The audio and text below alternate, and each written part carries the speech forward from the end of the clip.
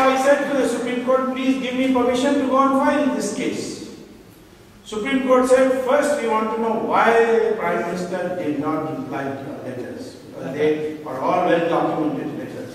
So for the first time in the history of the world, a Prime Minister was issued a notice, file an affidavit why you did not reply to the letters of Dr. Swamy. Now, when you see Supreme Court asks you to file an affidavit, it usually means they don't trust your word. And it's a great slur of the Prime Minister. So there was the immediate halabaloo that Prime Minister must resign. But I took the stand, no, this Prime Minister should not resign. Why? People said, what's the matter with you? Just when you are about to win a major victory, you have thrown it away like this. I said, who will come in his place? The party is not going to select the next Prime Minister. It is Sonia Gandhi who is going to select the next Prime Minister. Why I should?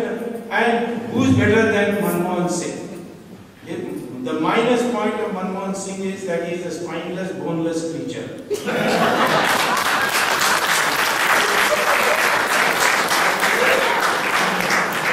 But the plus point is he's personally not taken any money. Now he goes, the next person will be corrupt and spineless both. So what is the point in bringing, let the whole thing go, but not Manmohan Singh alone. So that is my disagreement with BJP. They go on concentrating on Manmohan Singh. They concentrate on Sonia Gandhi. She is the person who is big. Manmohan Singh is empowered under the law to give me sanction. But he has got another sanctioning authority above him. Sonia Gandhi, he has to get her sanction first to give me the sanction. Anyway, he filed an affidavit, and in that affidavit, he said that, in the affidavit he gave all the details. Every letter of mine he has written, very important letter, many facts in it, please advise. And the civil servants have written, no, nothing to be done. Ignore the letter. So this man didn't have the nerve to say to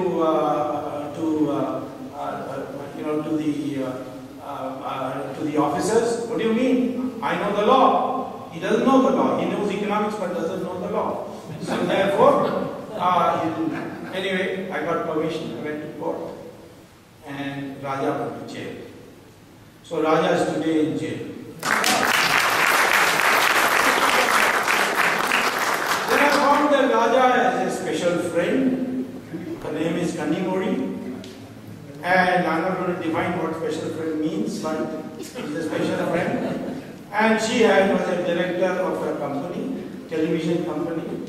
And that had suddenly got from this Shahid Balwas, Dawood Ibrahim's man, suddenly it got 275 crores.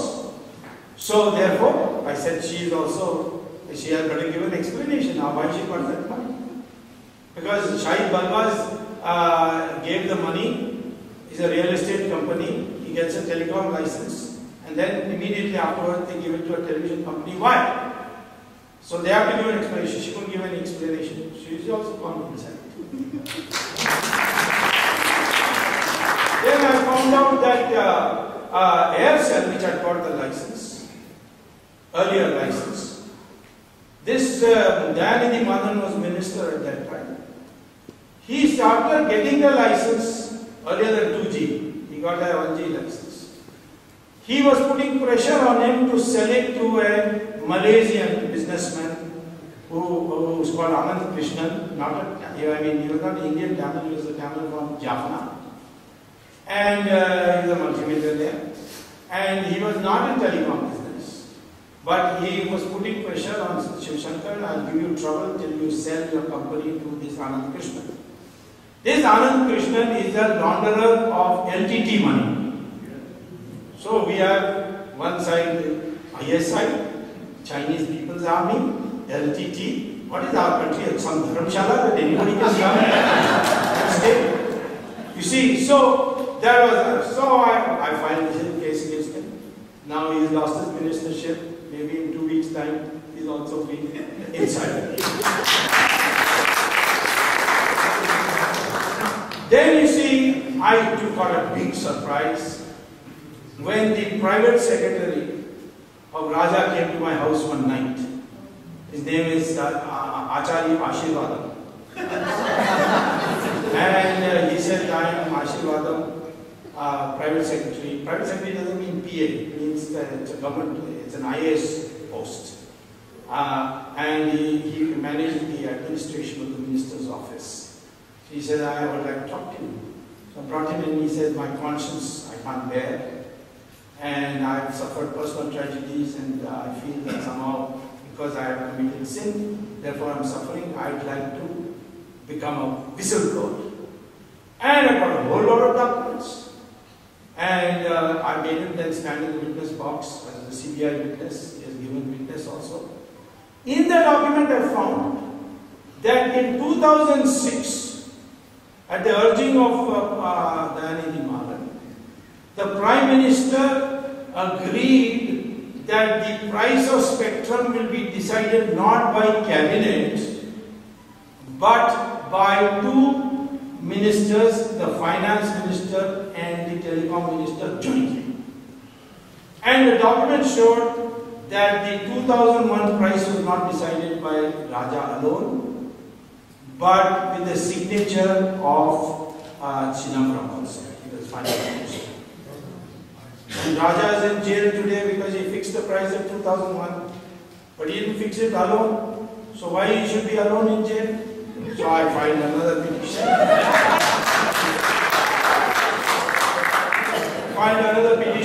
Which was heard on 13th May, that Chidambaram should also be made an accused. The court heard me, and I tell you, the judge's eyes did not work because Chidambaram has used all these public relations companies and all to get given image as he somehow very knowledgeable, educated minister. But he is the most crooked of all. And he's probably got the second highest amount of money in Switzerland banks. And there may be more than 50,000 crores. And therefore, I filed, and the court heard me and said, now we want to hear the CBI also. So we'll hear the next year in July. I said, in July I have to teach at Harvard. So please fix it for August. So they fixed it for 24th August. After that, Chidambaram will also go to jail. So many Madrasis have gone to jail that they have now started serving masala dosa and idli in the But I have told the jail superintendent to start learning how to prepare pizza and spaghetti also.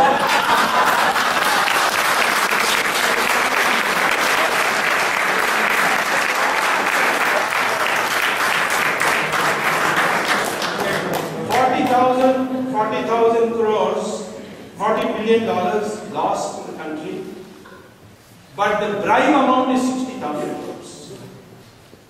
And it has been shared 36,000 to Sonia Gandhi, 3,000 only for Raja, only 3,000 crores, small amount. 5,000 crores to Chidambaram. That makes it 8,000 plus 36,000, 44,000. Remaining 16,000 crores went to Gandhi. And justifiably because he's got 3 wives and a lot now. So this amount of money, what will you do with it? Many things, many ways you can do in the Indian economy with that money. Supposing I start buying luxuries left, right and center, like Raja has bought 6 Mercedes Benz, beautiful house. Or I start going to 5-star hotels on a daily basis. Or I build 5-star hotels. This kind of money is used, you can't build a factory with it, because then the income tax will ask you, how did you get the money? But you can consume it. And you can put things in your house, buy antiques, buy this thing, buy paintings, this kind of thing, gold. Or send it abroad through the Avada and put it in foreign banks. Do you know that India is supposed to have anywhere between $500 billion and $1.5 trillion in Swiss Bank alone. There are 77 countries where you have safe banking or what is called secret banking. But Switzerland alone has between half a trillion and 1.5 trillion.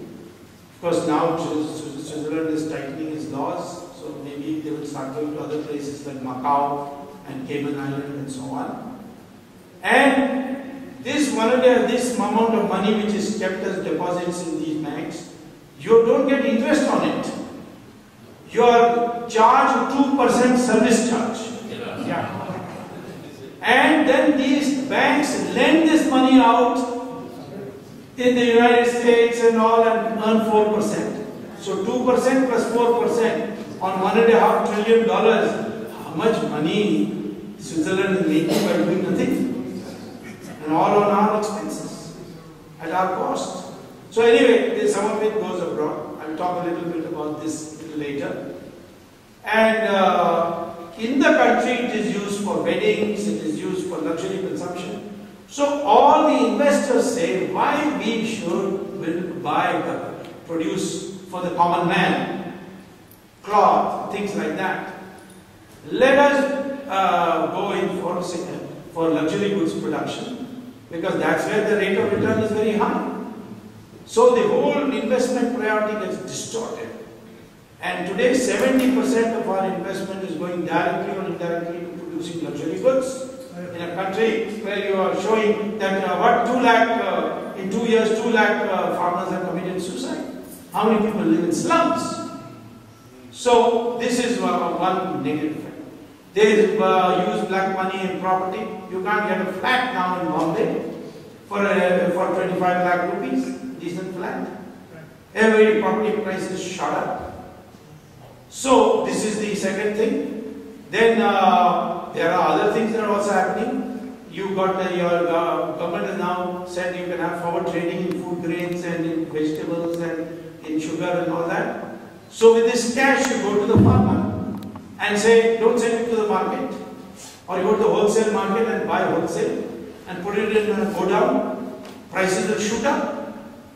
And today inflation is growing at 16% per year, when our growth rate of the economy is 9%.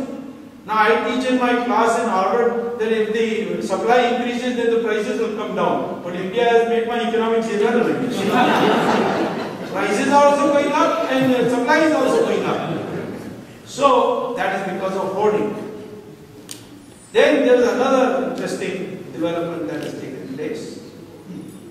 I believe that Sonia Gandhi complained to Chidambaram when he was finance minister, what is this Switzerland people, they are taking service charge, they are not earning on our money. So he said, I'll fix that. So he created a new financial derivative called participatory note. What is a participatory note? You send your money out by hawala and take that cash and go to Fidelity Insurance counter or to Morgan Stanley counter and put it there and say, give me a participatory note. They will give you a piece of paper in which it will just be the amount will be written. No other country has participatory note. Only India has. And you take that participatory note, you come back, give a copy to the Reserve Bank, and then you go and tell a mutual fund, please invest my money. And the stock market, you invest. And so many people are investing, the stock market shoots up. Then you sell at the peak, and the money, the rupees you get, you earn, you go to the Reserve Bank and say, now give me dollars, because the law says that participatory note, if used, stock market, the gains from that will be converted automatically into dollar, into foreign currency. You take the foreign currency and go back. Of course, there is one problem, which Subramanian later fixed, that once you sell at that price, you have to pay capital gains tax. So, then that's a problem. So he invented a new law. He created a new law saying, if you come via Mauritius with a $1 company, just pay $1 and you can create a company in Mauritius. And that Mauritius company invests in the stock market, then poor Mauritius, very poor country, so we want to be helpful to them. So no capital gains tax for that.